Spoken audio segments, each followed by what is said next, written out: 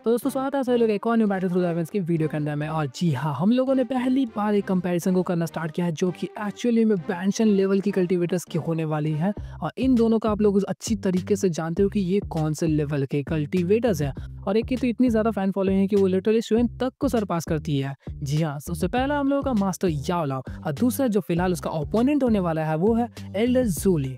इसके अलावा भी हम लोगों को कई सारे बैंशंस ड्रैगन आइलैंड के ऊपर में नजर आए और मैंने उन लोगों को पिक इसलिए नहीं किया क्योंकि ऑलमोस्ट सबकी जो पावर्स थी वो इक्वल लेवल पर थी। और जिसके रिगार्डिंग हम लोगों को ज़्यादा पता चलता या फिर जानकारी मिलती है वो है एल्डर ज़ूली। तो ज़ूली के रिगार्डिंग हम लोग इसी वीडियो के अंदर में कवर करने वाले हैं। इनफैक्ट हम लोग को पता चल जाएगा कि इन दोनों में सबसे ज़्यादा पावरफुल निकल के कौन आता है मेरे अकॉर्डिंग, क्योंकि तुम लोगों की राय तुम लोगों के पास में होगी, मेरी राय मेरे पास में है। तो आप लोग ज़रूर इसके आंसर को सुन के थोड़ा सा चौंक जाओगे और फिर से कमेंट में गालियाँ देने वाला हो, तो जिसके रिगार्डिंग आपको वीडियो में आगे चल के पता चल जाएगा। तो चलिए बिना किसी देरी के हम लोग इस वीडियो को स्टार्ट करते हैं। तो सबसे पहले हम लोग बात करते हैं मास्टर याओ लाओ की पावर्स के रिगार्डिंग। काइंडली मास्टर याओ लाओ जब तक हम लोग को नजर आए वो एक 9 स्टार दोजून थे। काहे के 9 स्टार दोजून? कभी भी वो जिंदा हम लोग को 9 स्टार दोजून नजर नहीं आए, क्योंकि जब पास्ट के दौरान वो मरे हुए नजर आए तब उनकी कल्टीवेशन इतनी ज़्यादा गिरा दी कि वो एक दोजों से नहीं लड़ पा रहा था उतने पावर्स के साथ। मतलब एक आसान भाषा में समझ लो, अगर एक कल्टीवेटर 9 स्टार दोजन ने मरने के बाद उसके सोल रेमिनेंट की पावर्स कम होते होते कितनी कम होगी? एटलीस्ट 1 स्टार दोजन या फिर पीक दोजोंग।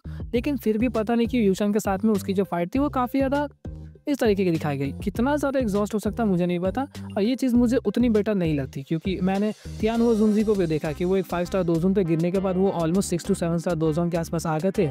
और ये चीज़ सोल रिमेंट के रिगार्डिंग काफ़ी ज़्यादा बेकार है और वो काफ़ी ज़्यादा वहाँ पे अनजस्टिस टाइप पर नजर आता है। लेकिन जब मास्टर याओ लाओ पूरी तरीके से वहाँ पे जिंदा हो गए तब उनकी पावर्स 9 स्टार दोजून के बदले वो बन चुकी थी बैंशंग लेवल्स पे। और बैंशंग लेवल्स पे पहुँचने के बाद उनकी पावर्स और स्ट्रेंथ इतनी ज़्यादा बूम करती है कि उनके सामने 9th तियानजुन जैसे अगर 2 कल्टीवेटर्स भी आ जाएंगे तो वो आराम से दोनों कल्टीवेटर्स को वहीं पर संभाल लेंगे, दाहिने हाथ से दाहिने वाले को, बाएं हाथ से बाएं वाले को। और इसके अलावा हम लोगों ने मास्टर याओ लाओ को देखा कि जब उनकी स्ट्रेंथ, एबिलिटी, स्पीड वगैरह बढ़ी है, इनफैक्ट उनकी जो डोकी की सर्कुलेशन है वो बाकी सभी के मुकाबले काफ़ी ज़्यादा बेटर है। उनके जो हमले होंगे वो बाकी दोजून्स के मुकाबले कितनी ज़्यादा टेरिबल लेवल पर होगी इसका कोई अंदाज़ा नहीं लगा सकता।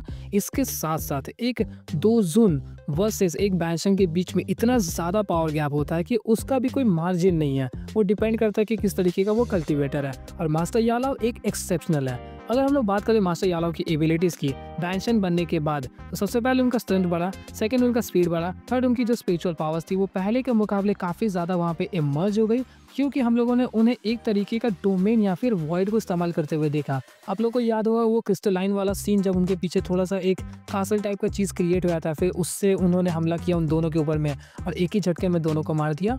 मतलब बैंशन बनने के बाद में उनको इस तरीके की एबिलिटीज़ भी मिल जाती है। इनफैक्ट मास्टर याओ लाओ एक तरीके की अल्केमिस्ट है, जिस वजह से उनकी जो स्पिरिचुअल स्ट्रेंथ होगी वो बाकी सभी कल्टीवेटर्स के मुकाबले काफ़ी ज़्यादा हो सकती है, इतनी ज़्यादा कि कोई सोच भी नहीं सकता। और फिलहाल के दौरान उनकी जो सोल स्टेट है वो एक्चुअली में शायद से हेवेली स्टेट के आसपास में है। मतलब उनकी सोल की कल्टीवेशन भी कुछ कम नहीं है। तो इन सभी फैक्टर्स को देखकर हम लोग अभी फिलहाल के दौरान मास्टर याओ लाओ को पूरे सिंडर प्रिंस के अंदर में एक टॉप पावरफुल कल्टीवेटर्स के रैंकिंग में रख सकते हैं, वो भी बिल्कुल आराम से। तो ये थी मास्टर याओ लाओ की कुछ स्पेशल एबिलिटीज़ वगैरह जो कि हम लोग को फिलहाल तक डोंगर्स के अंदर में नजर आई है। मैं फ्यूचर वाले मास्टर याओ लाओ की बात नहीं कर रहा क्योंकि वो दोशन वगैरह भी बन जाएंगे, लेकिन ज़ूलिंग के रिगार्डिंग उतना याद नहीं आ रहा। इसके बाद अब हम लोग बढ़ते हैं ज़ूलिंग की तरफ। ज़ूलिंग कौन है? एक ऐसा कल्टीवेटर है जो कि एंशिएंट वर्ल्ड ड्रैगन से वहाँ पे बिलोंग करता है। और एंशिएंट वर्ल्ड ड्रैगन से बिलोंग करना मतलब तुम पैदाइशी एबिलिटीज़ को लेके वहाँ पर पैदा हो रहे हो। फर्स्ट ऑफ ऑल अगर तुम्हारी किस्मत अच्छी रही तो तुम्हारी बॉडी के अंदर में रॉयल ब्लड लाइन मिल जाएगा, जो कि एंशिएंट वर्ल्ड ड्रैगन के कुछ मेंबर्स के पास में मिलता है। और जहाँ तक मुझे पता है शायद से ज़ूलिंग के पास में ये रॉयल बैकग्राउंड नहीं है। इसके अलावा ज़ूलिंग के पास में जो स्पेशल एबिलिटीज़ हम लोग को नजर आएगी वो है स्ट्रेंथ।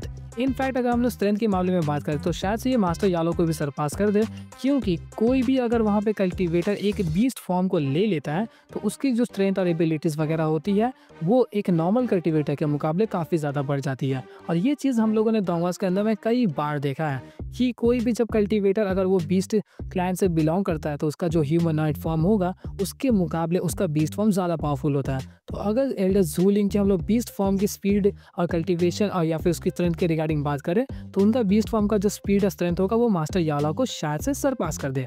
मेरे अकॉर्डिंग लगता है कि वो सरपास कर भी देगा। इसके अलावा जब बात आती है उन लोगों की सोल या फिर स्पिरिचुअल परसेप्शन की, तो वहाँ पर कभी भी ज़ूलिन उस चीज़ में मास्टर याला को टक्कर नहीं दे पाएंगे, क्योंकि मास्टर याला ऑलमोस्ट एक टायर के अल्केमिस्ट है। अभी तक शायद से उनका 9th रैंक कंफर्म नहीं किया गया है, इस वजह से मैं उन्हें अभी 80 बोल रहा हूँ। इसके अलावा जो उनकी सोल स्टेट है वो एक्चुअली में हेवनली स्टेट पर है, और मुझे नहीं लगता कि एल्डर ज़ूलिन अपनी सोल को भी कल्टीवेट करते होंगे। मेरे अकॉर्डिंग तो इसमें यहाँ पे इसे एक 0 पॉइंट मिलता है, जिस वजह से यहाँ पे सोल और स्पिरिचुअल परसेप्शन के मुकाबले में ये मास्टर याला से हार जाता है। इसके अलावा जब हम लोग को एंशिएंट वर्ल्ड ड्रैगन के रिगार्डिंग यहाँ पे इन्फॉर्मेशन दी जाती है, तब एक चीज़ काफ़ी ज़्यादा मेंशन होता है, वो है ब्रूट फोर्स। ये ब्रूट फोर्स वाली जो एबिलिटी है वो एंशिएंट वर्ल्ड ड्रैगन के कई सारे मेंबर्स के पास हम लोगों ने देखा है। फर्स्ट ऑफ ऑल जियान के पास में ये हम लोगों ने कई बार देखा। इसके अलावा हेकिंग के अंदर में भी ये एबिलिटी पोजेस करती है, लेकिन शायद से ज़ूलिंग के अंदर में ये जो एबिलिटी है वो लैकिंग है, क्योंकि मैंने कहीं पर भी इस चीज़ के रिगार्डिंग अभी तक डिस्क्रिप्शन नहीं देखा।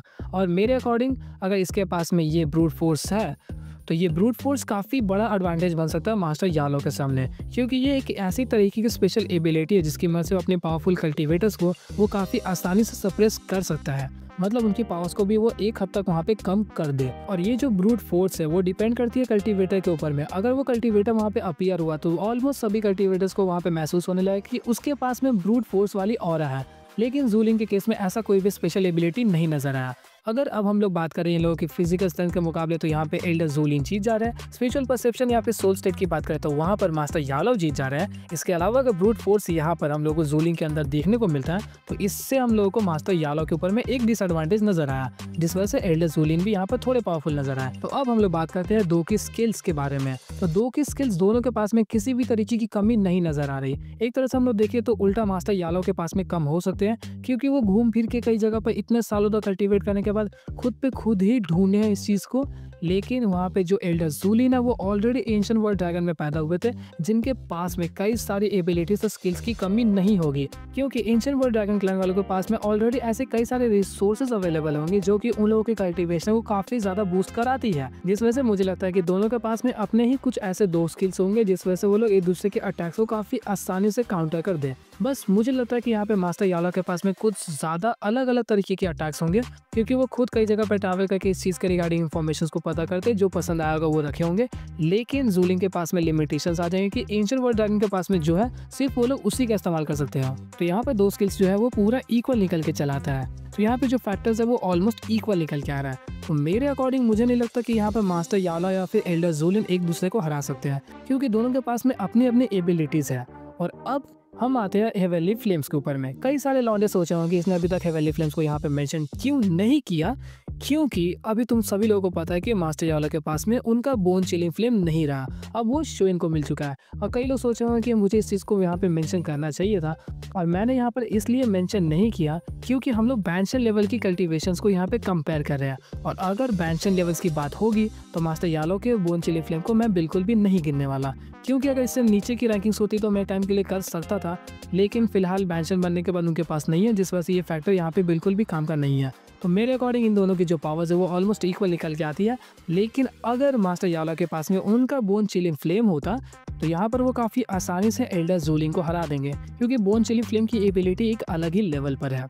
तो मेरे अकॉर्डिंग मुझे लगता है कि वो दोनों इक्वल है। स्लाइटली मुझे मास्टर यालो ज़्यादा पावरफुल लगते हैं, क्योंकि वो लोग वंडर किए हैं, कई सारे कल्टीवेटर्स से है मिले हैं, भिड़े हैं वगैरह वगैरह, जिस वजह से उनके पास जो एक्सपीरियंस की क्वालिटी है वो ज़ूलिन के मुकाबले ज़्यादा बेटर है। लेकिन मेरे अकॉर्डिंग मैं इन दोनों को इक्वल ही रखना चाहूँगा। तुम लोगों की क्या राय थी वो प्लीज़ कमेंट कर देना। सो अगर मैंने किसी भी पॉइंट को यहाँ पे मिस कर दिया तो आप लोग उसे कमेंट में डाल सकते हैं, ताकि सभी लोगों को इस चीज़ के रिगार्डिंग पता चल जाए। तो मिल जाए एक और इंटरेस्टिंग वीडियो के साथ, तब तक के लिए गुड बाय।